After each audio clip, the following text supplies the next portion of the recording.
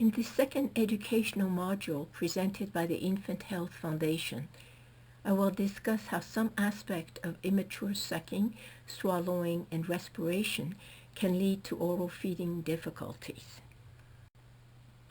More specifically, I will address some of the problems arising from immature sucking, be it bottle or breastfeeding, prolonged swallowing and respiratory processes, as well as the immature coordination of these three activities. This slide, included in our first module on the fundamentals of oral feeding skills, is a reminder of the descriptive scale I developed, presenting the evolution of the 5 sucking stages that occurs as sucking matures. The important features I want to point out here is the gradual appearance of the expression and suction components, along with that of their respective rhythmicity. Please note that the expression component matures before that of suction. The sucking recorded during bottle feeding here is from a 59-day-old preterm infant born at 27 weeks gestation. The top channel shows the suction component and the lower channel the expression component. During the 30 seconds identified by the red arrow, this baby took 3 ml of milk. As you see, during the first 20 seconds, she attempted some suction, but primarily used a rhythmic expression-only sucking pattern, about a stage 3A if you use the descriptive scale shown in the previous slide. After that time, she switched to an alternation of suction expression, approximately a stage 3B. There are 2 points I want to make here. 1. Infants can switch back and forth in their use of expression only and alternation of suction expression. At a later time, I will discuss why we think this happens. 2. This tracing illustrates that during bottle feeding, an infant can feed by mouth without using the mature sucking, i.e., the alternation of suction expression. The use of the expression component alone can be sufficient for a baby to complete a feeding. However, as we have shown in an earlier study, it is less efficient, namely, it will take more time to complete a feeding. So for now, we know that if a baby uses only the expression component due to immaturity, she may have difficulty completing a feeding within a given time period, for instance 20 minutes, as we know that expression alone is not as efficient as the alternation of suction and expression. Immature breastfeeding is a different story because a bottle nipple is not like a maternal tit. A bottle nipple has a certain rigidity, whereas the maternal nipple is soft and even retractable. The infant does not need suction to retain the bottle nipple, but very likely needs suction to retain the maternal nipple during breastfeeding. As such, it is likely that the suction component is necessary in order for the infant to latch onto the breast. This assumption is based on common sense more so than evidence-based data. Nevertheless, it is supported by the frequent anecdotal observations that preterm infants early on, when introduced to breastfeeding, cannot remain latched on to their mother's breast. However, latching onto the breast can be facilitated by the use of a nipple shield. It is likely that the rigidity of such shield, which is similar to the bottle nipple, allows infants with weak or no suction to remain on the breast. Therefore, an immature sucking with no suction may prevent infants from breastfeeding because without the suction component, they cannot retain the maternal tit in their mouth for the duration of a feeding. However, I would like to add something as food for thought and consideration. There may be an advantage in offering the use of a nipple shield early on, because it would give time for the baby to develop the mature alternated suction expression sucking pattern while experiencing breastfeeding and being held by the mother. It is also encouraging mothers to maintain their lactation, to provide their own milk for their baby, be it given through a bottle or breastfeeding. I am reusing the non-nutritive sucking and nutritive sucking tracings of these two preterm infants that I presented in the previous module to emphasize that the early maturation of non-nutritive sucking can be used as a good marker of sucking skills, but not of nutritive sucking. As discussed earlier, nutritive sucking implicates not only sucking but also swallowing and respiration, and most importantly, the adequate or proper coordination of sucking, swallowing, and respiration. So if we take the baby on the left, we can conclude that he has good sucking skills, but his feeding problems indicated by his immature nutritive sucking stage are not due to sucking per se, but rather to swallowing, respiration, and or uncoordinated suck-swallow respiration. However, we should not ignore the other benefits of non-nutritive sucking. Indeed, non-nutritive sucking has its benefits. For instance, it allows greater weight gain, promotes behavioral organization and nipple feeding. It decreases distress and may decrease energy expenditure as a result. It also increases gastrointestinal motility, non-nutritive sucking-induced analgesia. Non-nutritive sucking therapy has been demonstrated to accelerate non-nutritive sucking development as well as oral feeding success. However, it does not increase circulating levels of gastrointestinal hormones such as gastrin, mutilin, insulin, or IGF-1. Immaturity can lengthen the swallowing process, which in turn can disrupt the proper coordination of sucking, swallowing, and respiration. Let me give you some examples. Safety in oral feeding lies primarily in preventing aspiration into the lungs, and safety requires the proper timing of the epiglottis closure over the larynx in order to prevent such aspirations. So, with an immature swallowing process, aspirations can occur prior to swallowing due to poor bolus formation, during swallowing due to improper epiglottis closure over the larynx, or after swallowing due to residual liquid around the valleculi and piriform sinuses that will drain into the larynx when the epiglottis opens.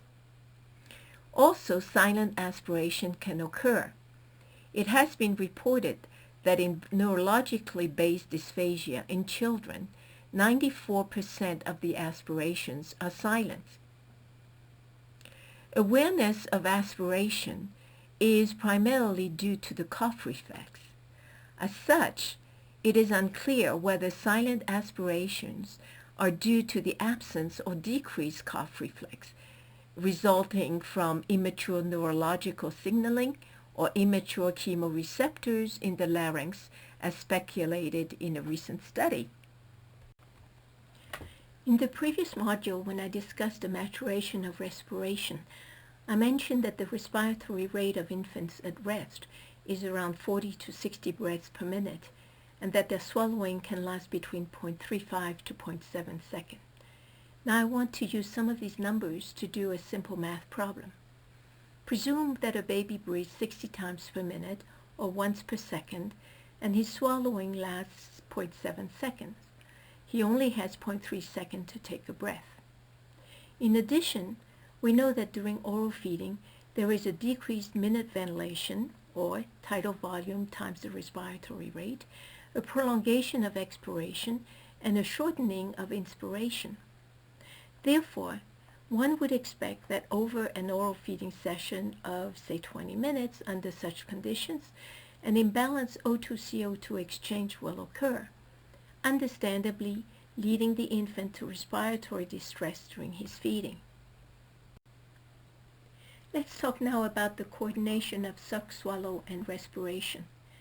We may not know what the proper coordination of these three functions ought to be. However, we do know what would be best for our babies. Indeed, we want to minimize aspiration and optimize O2-CO2 exchange, basically sufficient breathing time for air in and out. Up until recently, such coordination was presumed attained with consistent ratios of suck-swallow respiration, such as 1:1:1 or a 2:2:1 ratio. Simply put, it is believed that rhythmicity in the three functions is key. However, a few years ago, based on my work, in addition to rhythmicity, I have added another stipulation, namely the importance of a safe swallow respiration interfacing. By interfacing, I mean that swallowing needs to occur at a phase of respiration that is the safest, i.e. the least likely to lead to aspiration as the bolus travels from the pharyngeal passage down to the esophagus.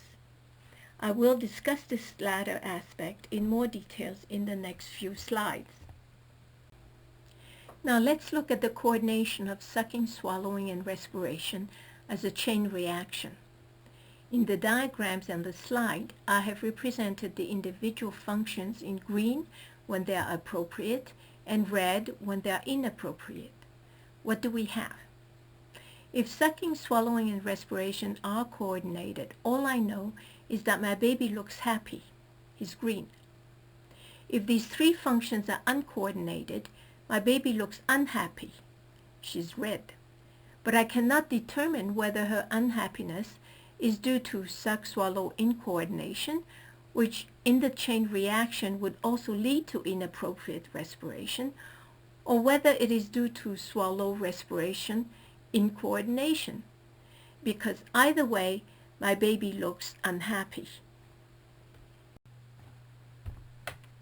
Presume it is due to uncoordinated suck-swallow. One can ask the following questions. If sucking is adequate, the green light, are the oropharyngeal swallowing skills up to par? 1. To rapidly form the bolus. 2. To transfer the bolus to the posterior pharyngeal wall to initiate the swallowing reflex. Remember that the intrabolus pressure needs to be sufficiently strong to propel the bolus before it breaks up. By the way, this is the reason why certain practices use thickeners, because they maintain the liquid bolus as a whole for a longer period of time. With solids, there is no such issue, as the bolus remains well formed. 3. To clear the pharyngeal area rapidly, so liquids do not linger in the valleculi and piriform sinuses, increasing the risk of aspiration when the epiglottis reopen. The table on this slide shows the maturation of the suck-swallow coordination. Remember how I mentioned earlier the importance of rhythmicity for the coordination of suck-swallow respiration. The data presented in this table are from a study we conducted a while back. We compared the estimated average bolus size and the rates of sucking and swallowing between preterm and term infants. The preterm infants were very low birth weight infants born less than 30 weeks gestation. These infants were monitored between 34 and 37 weeks postmenstrual age at 2 time points. At the introduction of oral feeding, when they were taking 1 to 2 oral feedings per day, and at the time when they reached independent oral feeding, i.e. no tube feeding, when they were taking 6 to 8 oral feedings per day. The full-term infants were monitored during their first week of life and between 2 and 6 weeks. They were all fed ad lib. The value presented are the average monitored at those 2 time points and presented as means plus and minus standard deviation. The bolus size of our preterm infants averaged 0.14 mil or 3/100th of an ounce, and was significantly smaller than that of their term counterparts, who averaged about 0.22 mil or 6/100th of an ounce. For comparison's sake, As adults, our average bolus sizes vary between 10 to 25 ml, if not more. 10 ml is approximately a third of an ounce.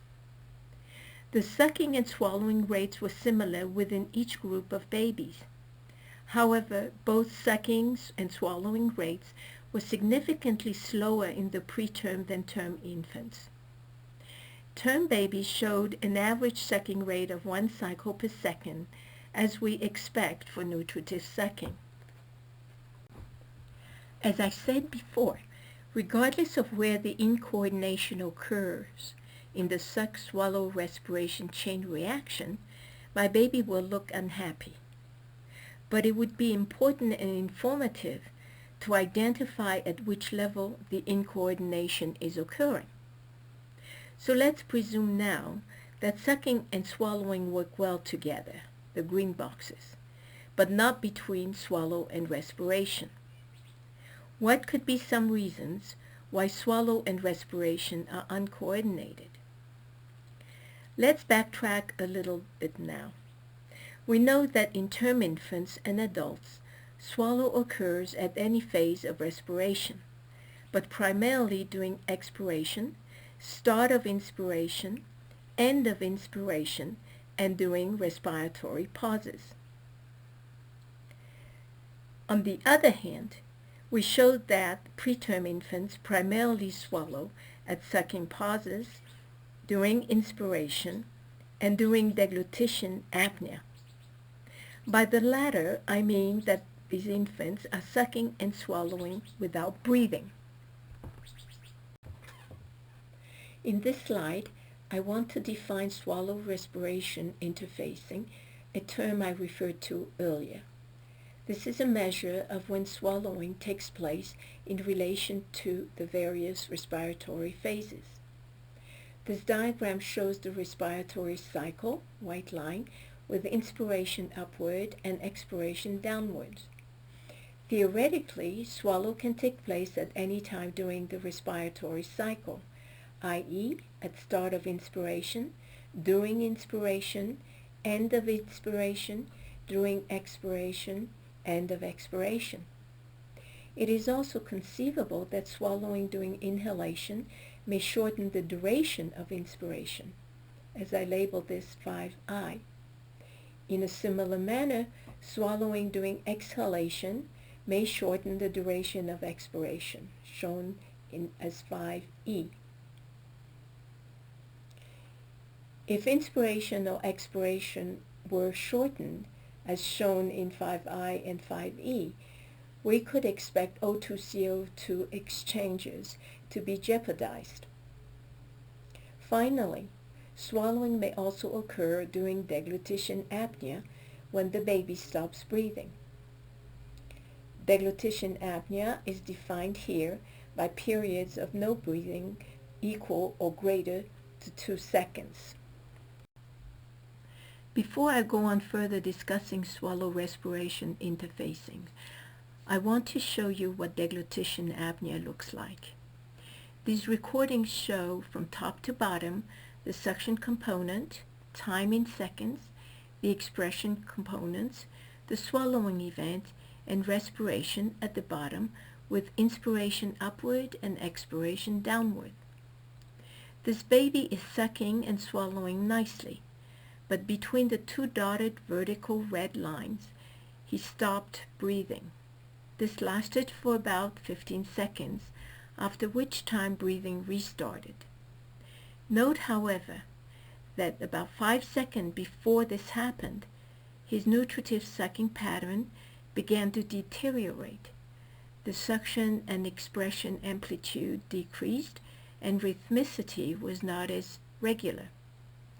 Although the respiratory alarm did not yet come on, we took the bottle out after 5 seconds after he started breathing again because he was turning blue. This is a good example showing how babies will stop breathing when sucking and swallowing. This likely occurred as coordination of suck-swallow respiration was falling apart. This table shows the frequency at which the different swallow-respiration interfacings occurred in the infants we monitored from the study mentioned a bit earlier. Again, as a reminder, the preterm babies were monitored at 1 to 2 and 6 to 8 oral feedings per day. Their term counterparts were monitored during their first week of life and between their second and sixth week of life. In brief, what you can see is how, with maturation, infant swallowing will occur more frequently at different phases of respiration. Preterm infants first swallowed most frequently during deglutition apnea, as I showed you they can do in the previous slide. The second most frequent swallow-respiration interfacing is swallowing during inspiration, followed by the start and end of inspiration. It is conceivable that during inspiration, the pharyngeal transport of the bolus is facilitated by the influx of air into the lungs. Unfortunately, as the bolus follows the path of air intake, risk of aspiration would increase as the epiglottis is open to let air into the lungs. Term infants during their first week of life also swallow during deglutition apnea, followed by start of inspiration and end of expiration. However, after 2 weeks, they primarily swallow during start inspiration followed by end of inspiration. End and start of inspiration are the safest times to swallow, as no air goes in or out. So with maturity, as represented by the changes observed from the preterm to term infants, we see that swallow occurs at safer phases of respiration. In this module, I have presented some of the issues that may arise with immature sucking, swallowing, and respiration. With all this information in mind, how can we define readiness to oral feed? I believe that readiness to oral feed is difficult to define because the coordination of sucking, swallowing, and respiration is not a rigid event. With maturation, each of these functions can rapidly adapt to various situations, such as to maintain an adequate level of overall coordination. For instance, in regards to sucking, we now know that infants can switch readily between the use of expression alone to the alternation of suction expression.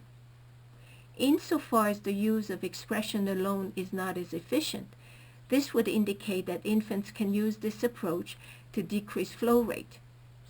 Their ability to switch from a more immature to a more mature nutritive sucking pattern tells us that infants can regulate their own flow rate. In regards to swallowing, with maturation, we know that the swallowing event occurs faster and infants can handle or swallow varying bolus sizes. Maturing respiration, we know, leads to better oxygenation, and respiratory rate will eventually decrease as tidal volume increases. The plasticity of these three functions in turn implies plasticity of the suck-swallow-respiration coordination. This offers a broader latitude within which sucking, swallowing, and respiration can remain coordinated. Until we gain a better understanding of such latitude, the happy face of a baby during feeding may be our best indication of readiness to oral feed. In summary, I have presented to you some of the evidence-based causes, and by no means all of them, by which immature sucking, swallowing, and respiration, along with their uncoordinated activities, can lead to a number of different oral feeding difficulties. In our next module, I will discuss the deterrents or additional factors unrelated to the infant's feeding ability that can affect oral feeding. I hope you will join me then. Also, I would like to remind you that you are invited in joining the Infant Health Foundation interactive website by letting us know how we can improve our presentations and in participating in our focus discussion groups. Thank you.